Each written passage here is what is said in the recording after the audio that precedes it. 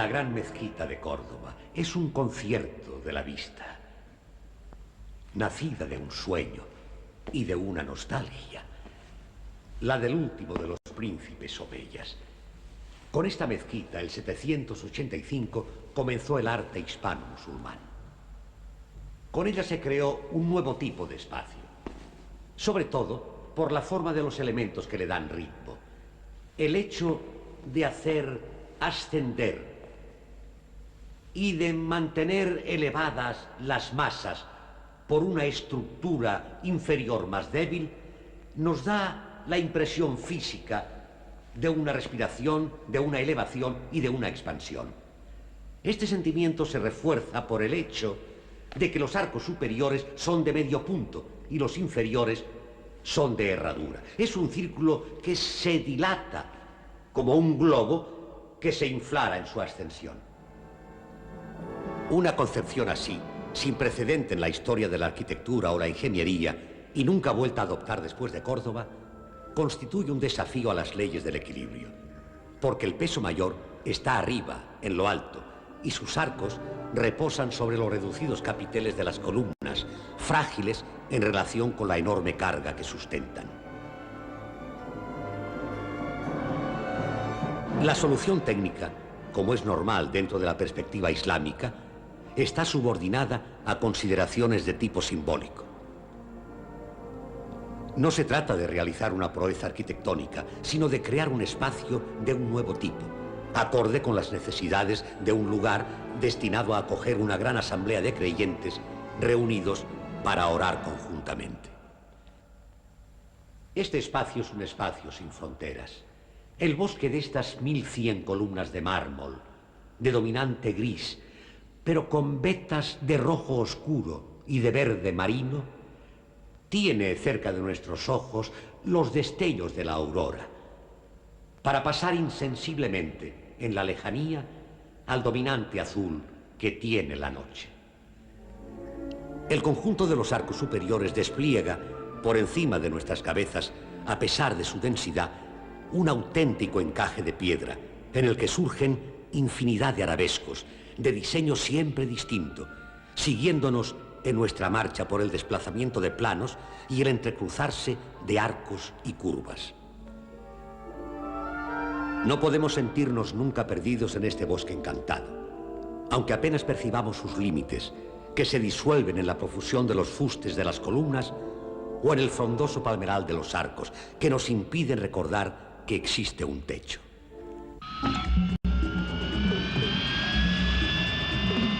El ingenio humano no conoce límites.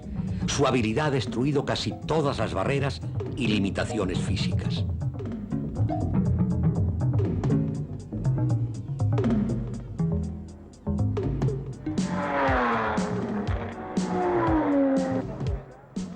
El hombre es rápido, vuela, domina los secretos de la materia.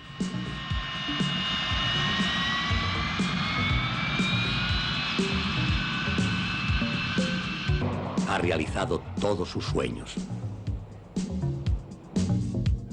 Sin embargo, en esta época del triunfo de la ciencia y la tecnología, no faltan quienes piensan que las relaciones entre el hombre y sus creaciones tecnológicas están comenzando a invertirse, si no es que ya se invirtieron hace tiempo. En la civilización occidental, los medios se han convertido en un fin. La ciencia y la tecnología ya no están adaptadas al entorno, no están al servicio del hombre. Antes, al contrario, el hombre y su entorno están subordinados al desarrollo autónomo y devorador de las ciencias y las técnicas. El resultado de esta inversión entre medios y fines es que, 2 siglos después de la revolución industrial, en la que falsos profetas predecían el desarrollo ilimitado del hombre de la mano de la nueva tecnología, la mitad del mundo lucha por su supervivencia y el resto afronta un porvenir lleno de incertidumbre. Esta enfermedad de la civilización occidental, rectora del mundo actual, ha sido llamada la modernidad. La capacidad de invención del ser humano es algo consustancial a su naturaleza. nunca le ha sido posible dejar de inventar.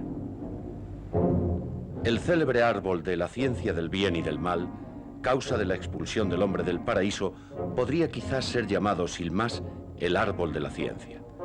Porque la ciencia en sí no es ni buena ni mala, pero sus frutos sí que pueden ser aplicados tanto al bien como al mal. ¿Hay inventos necesarios y otros innecesarios? ¿Debería haberse detenido la cadena de los inventos, de los ingenios, cuando todavía estaba al alcance de la mayoría de los hombres su uso y su control? ¿Existió ese momento de la historia humana? En el siglo IV a.C., el joven Alejandro se convirtió en señor del mundo antiguo. Dominó toda Grecia, conquistó el imperio persa, Egipto y buena parte de la India.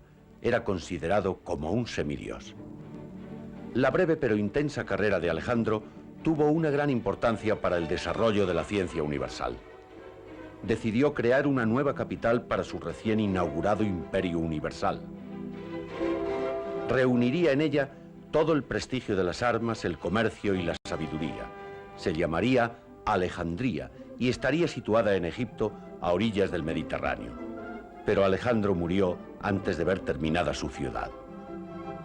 Su heredero, Ptolomeo Sóter, era más afín a las ciencias que a las conquistas militares. Concluida la ciudad, se dispuso a hacer de ella un nuevo centro de cultura, digna heredera de Atenas, Egipto y Babilonia. Gastó enormes sumas de dinero en reunir la más fantástica biblioteca de la antigüedad y fundó el Museum, el Templo de las Musas, al que atrajo a los principales pensadores del mundo civilizado. Durante 200 años la ciencia brilló con su máximo esplendor en la ciudad de Alejandro y Ptolomeo. Varios de los talentos más sobresalientes de la humanidad se desarrollaron en aquel propicio ambiente intelectual. Uno de estos hombres de la clase intelectual de Alejandría es el que más nos interesa para hacer un estudio de las ciencias físicas y mecánicas: Arquímedes. En Arquímedes se da el punto de partida de una nueva mentalidad. Con él nace el interés de los científicos para extraer a partir de las leyes físicas dispositivos mecánicos que den ventajas al hombre. Y con él, la ciencia comienza a tener una importancia directa en los asuntos de Estado. Es el primer ejemplo de un científico valorado y requerido por el gobierno en virtud de sus conocimientos prácticos. Otro alejandrino célebre fue Herón, constructor de máquinas curiosas y útiles, pero que no encontró eco para sus hallazgos. Su más famosa invención fue una turbina de vapor en estado embrionario, la primera utilización de una nueva fuente de energía. Pero su invento pasó sin pena ni gloria en una época en que la abundancia de esclavos no causaba problemas de mano de obra. Después del período alejandrino, el mundo clásico llega a una grave crisis de agotamiento.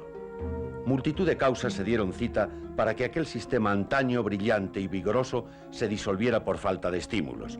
Es un típico caso de agotamiento histórico del que hasta ahora no se ha librado ninguna cultura en particular.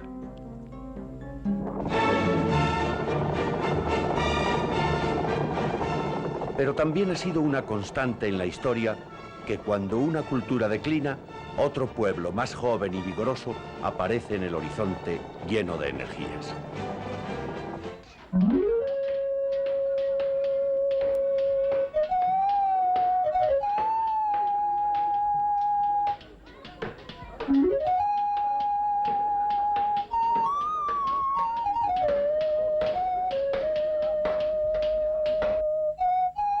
En cuanto a la utilización práctica de los principios físicos y de ingeniería, el Islam tuvo su visión particular del problema. Sus principales preocupaciones fueron eminentemente de orden constructivo y práctico, aunque también desarrollaron una tecnología no práctica, curiosa, como diríamos hoy. Otras derivaciones de la ciencia y el maquinismo o no les interesaron o fueron consideradas abiertamente como un conjunto de conocimientos que, cuando no resultaban inútiles, eran al menos peligrosos.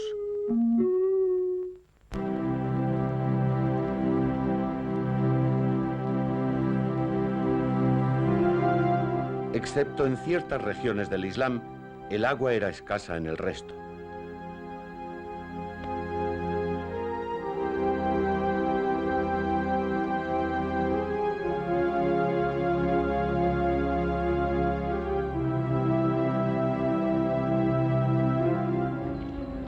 Al ser la agricultura el principal medio de vida de la época, se desarrollaron cuantos medios técnicos permitían un mejor aprovechamiento del líquido elemento. Las técnicas de extracción del agua comienzan con los sistemas de sondeo, a los que siguen toda clase de pozos artesianos y sistemas a base de animales, hombres o viento.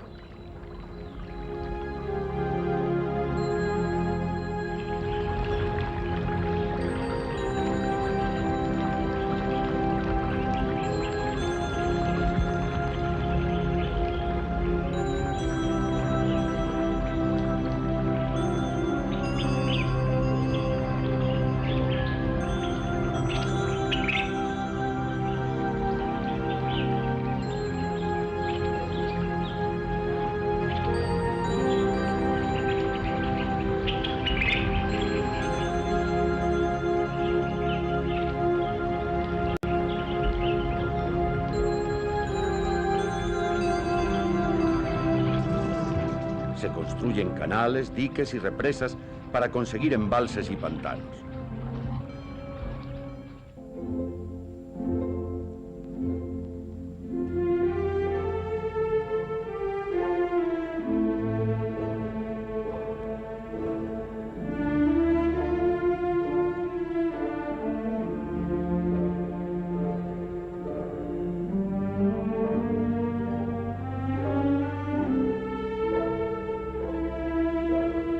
Norias que a menudo se hacen gigantes y que han seguido en funcionamiento a través de los siglos.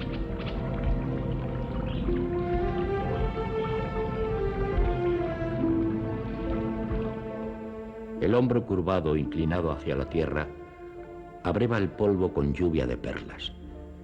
Su parte superior dispara, cual arco sonoro, rayos de agua todo alrededor, comparable a las esferas celestes, pues sus efusiones parecen cometas combatiendo la sequía. Es un juglar que, encantado por el baile de las ramas, da volteretas armado de espadas brillantes. No creo que sea de sed que gima tanto, si las aguas corren por sus hombros, más bien que ella sea cantadora y el jardín un bebedor, pues siempre bebida y cante van unidos.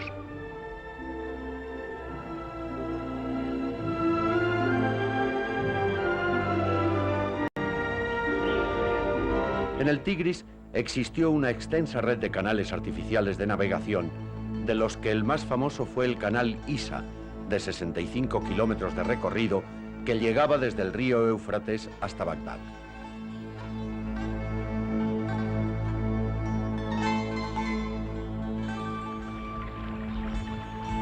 En las ciudades el agua era objeto de cuidadosa canalización y repartición.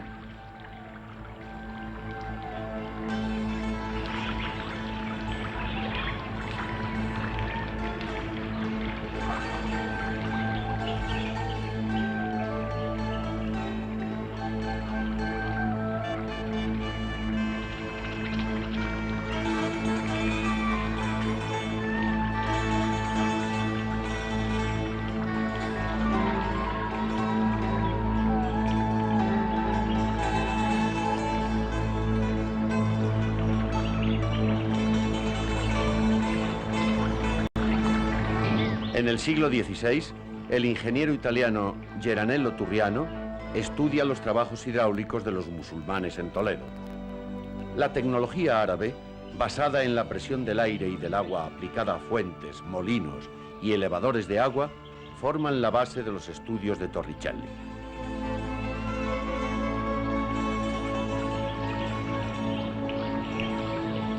En todo el mundo islámico han quedado testimonios de una destreza que ha sabido resistir sólidamente el paso de los siglos.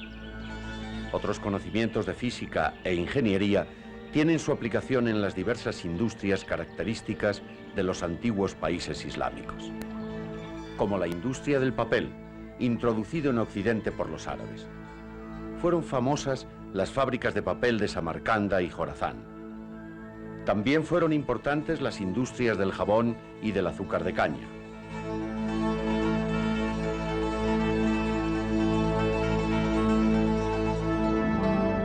Y la construcción naval, a cuya técnica se deben aportaciones tan importantes como la vela latina y el timón de Kodaste.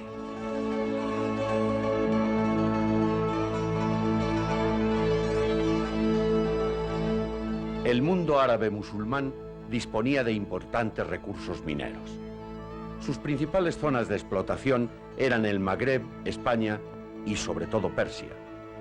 Fue célebre la región de Ganzak, en el Kurdistán, que era conocida como Ecbatana de los Magos. En ella se daban el oro rojo y el amarillo, la plata, el cobre y el mercurio. Fue una de las primeras refinerías de petróleo que han existido.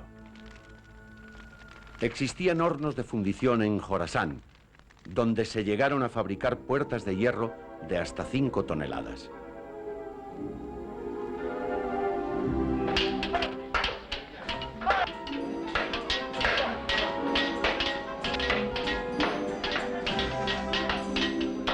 Se fabricaba acero en Samarcanda, sables en Chalak y Toledo, bronce en el Turquestán y en Mosul aparatos de precisión.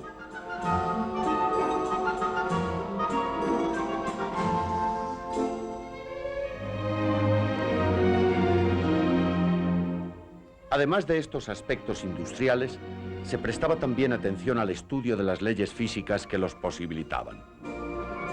Un buen ejemplo nos lo aporta Tabit ibn Qurra, con su tratado de las máquinas simples, los hermanos Musa y Al-Qaziní, cuyos tratados sobre la balanza y los centros de gravedad vieron la luz en Bagdad en el siglo X. La otra tecnología, que fue muy apreciada entre los árabes, es la que podemos llamar no práctica, la que va más allá de las preocupaciones ordinarias del hombre.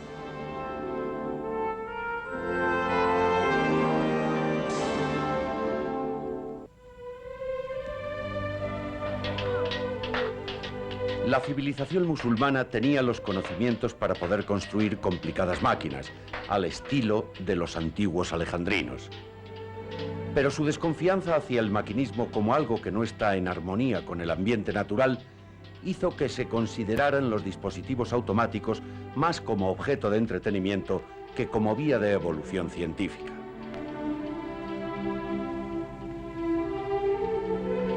La célebre obra de Al-Jazari, dedicada a los artilugios mecánicos, es la más completa producción islámica en este sentido. Recopilaba cerca de 400 complicados ingenios, entre los cuales algunos eran de uso práctico.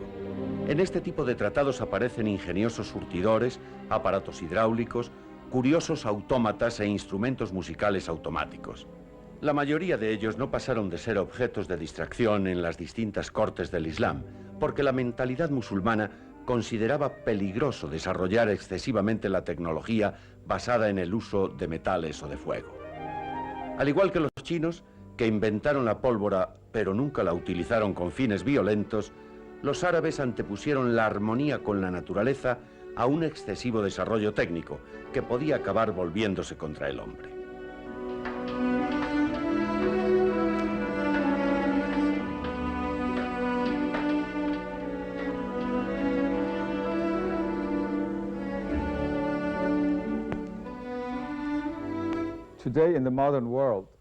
Hoy, en el mundo moderno, con frecuencia se considera a la tecnología como una aplicación de la ciencia, pero al mismo tiempo, los productos tecnológicos actuales están muy alejados del arte y de la belleza. En realidad, la pérdida del equilibrio entre el hombre y la naturaleza se relaciona directamente con el mal uso y la excesiva utilización de la tecnología, cuyos resultados están a la vista de todos. El Islam también desarrolló su propia tecnología. Llevó a cabo importantes avances, tales como la construcción de depósitos que han durado más de 1000 años, la creación de sistemas de irrigación subterránea, la construcción de importantes edificios que han sobrevivido a los terremotos durante cientos de años. También en el Islam se inventaron máquinas complejas siguiendo la tradición de Herón y Filón de Alejandría y de Arquímedes.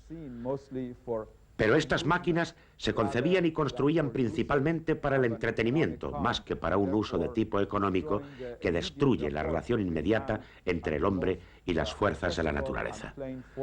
La ingeniería técnica islámica y por lo tanto sus logros mecánicos aunque fueron bastante interesantes desde el punto de vista de estas ciencias, tal y como son vistas hoy en Occidente, son incluso más interesantes desde el punto de vista de que proporcionaron la base material de una espléndida civilización, sin necesidad de destruir el equilibrio entre el hombre y el mundo que le rodea. Utilizaron las fuerzas de la naturaleza de tal manera que no destruyeron los ritmos naturales y así permitieron al hombre vivir en paz y armonía con su entorno natural. La ciencia y la técnica musulmana resaltan un aspecto fundamental que acaso pudiera ser útil al considerar el enorme desarrollo que la tecnología occidental ha conocido en los últimos 100 años. No se debe perder de vista el conjunto al estudiar algunas de sus partes, pues lo más alto no debe ser sacrificado a lo más bajo. La ciencia debe conocer sus límites y no confiar en el progreso indefinido de algo que es finito por naturaleza.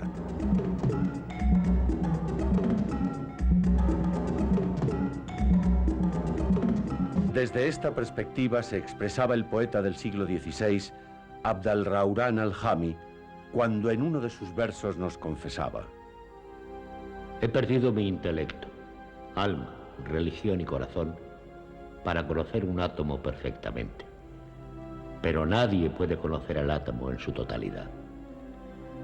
¿Cuántas veces deberé repetir que nadie lo podrá conocer?